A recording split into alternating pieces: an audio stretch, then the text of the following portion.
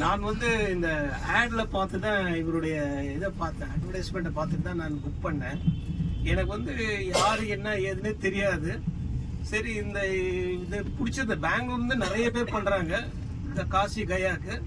என்னமோ தெரியல, இவர் இதை பார்த்த உடனே ஆட் பார்த்த உடனே பிடிச்சிருந்தது. சரி, இவரை கான்டாக்ட் பண்ண உடனே சரி பண்ணுங்க சார், நீங்கள் அங்கேருந்து வந்து ஜாயின் பண்ணிக்கலாம்னு சொன்னார்.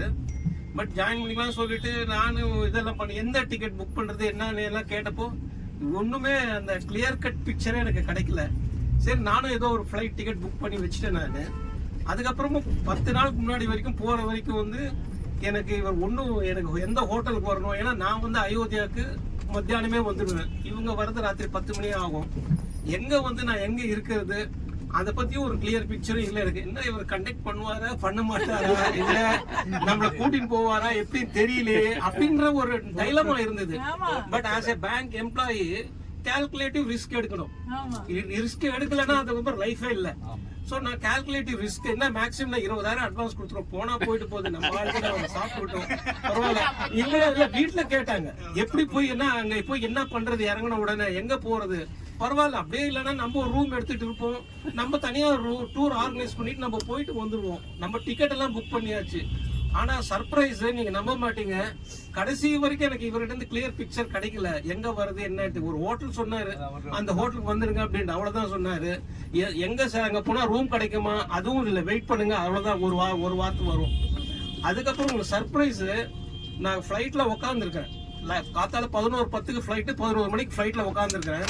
இந்த சமையல்கார் இருக்கார் பாத்தீங்களா, குண்டா, அவர் போன் பண்றார் எனக்கு. சார் நீங்க தான் ஹரிகிருஷ்ணனா? ஆமா சார், நான் தான் சார். இங்க வந்து நீங்க அயோத்தியால வந்து இறங்கின உடனே எனக்கு இந்த நம்பருக்கு போன் அடிங்க, நான் வந்து உங்களை பிக்கப் பண்றேன். பாருங்க எப்படி சர்வீஸ் பண்ணுங்க. அந்த சர்வீஸ் தான் எனக்கு ரொம்ப பிடிச்சிருந்தது. அதே மாதிரி ஆமா, நீங்க நம்பவே மாட்டீங்க, எனக்கு அது வந்து ரொம்ப ரொம்ப சர்ப்ரைஸ். எனக்கு யாரோ அவரும் மூஞ்சி நான் பார்த்ததில்ல, என்ன அவர் பார்த்ததில்ல, நான் எங்களுக்கு யாருன்னே தெரியாது. நானே கால்குலேட்டர் ரிஸ்க் எடுத்தேன் நான், அவ்வளவுதான், வேற ஒண்ணுமே இல்லை. அதே மாதிரி இறங்கின உடனே போன் பண்ணேன், வந்துட்டீங்களா சார். எங்களுக்கு வந்து ஃபிளைட் ½ hour முன்னாடியே வேற வந்துடுச்சு. நான் இந்த மணிக்கு தான் வருவேன்னு சொல்லியிருந்தேன். பட் ½ hour முன்னாடியே சொன்ன உடனே அவர் உடனே வண்டி எடுத்துன்னு வந்துட்டார். வண்டி எடுத்துன்னு வந்து மொத்தம் இல்லாம என்ன ரூம்ல கொண்டு போய் விட்டாரு. நான் இந்த ரூம் தானே மொத்தமா பண்ணிருப்பாரு இவரு அப்படின்னு நினைச்சிருந்தேன். கடைசியில பார்த்தாக்க நீங்க தங்கின ரூமே வேற, எங்களுக்கு அங்க ரூமே இல்ல, எங்க ரூம் வந்து ஷார்டேஜ்னு சொல்லிட்டு வேற ஹோட்டல்ல பண்ணியிருந்தாங்க. அங்க மணிக்கு ஆச்சு, 10 மணி 11 மணி ஆச்சு நீங்க வரதுக்கு. நீங்க எங்களுக்கு சாப்பாடு போட்டு திரும்பி ரூம்ல போய் நீங்க படுத்து தூங்குங்க, காத்தால பாத்துக்கலாம் அவர் சீனிவாசன் சொன்னாங்க. அந்த அளவுக்கு ஒரு சர்வீஸ் கொடுத்தது வந்து ஒரு அன்எக்ஸ்பெக்டட் சர்வீஸ். ரொம்ப தேங்க்ஸ்.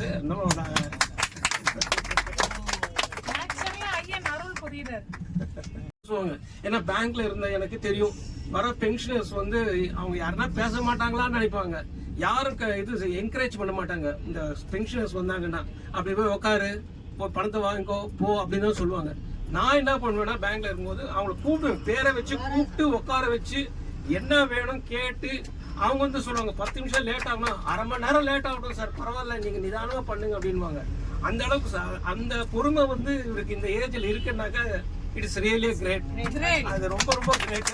ஏன்னா above 60 வந்து சாட்டிஸ்ஃபை பண்ணி கூட்டிட்டு போயிட்டு வர்றது வந்து நான் அதான் ரொம்ப பார்த்தோன்னே கேட்டேன், நீங்க பண்ற சர்க்கஸை நான் டெய்லி பாக்குறேன் சார், எனக்கு அந்த வழி தெரியும் எப்படின்றது.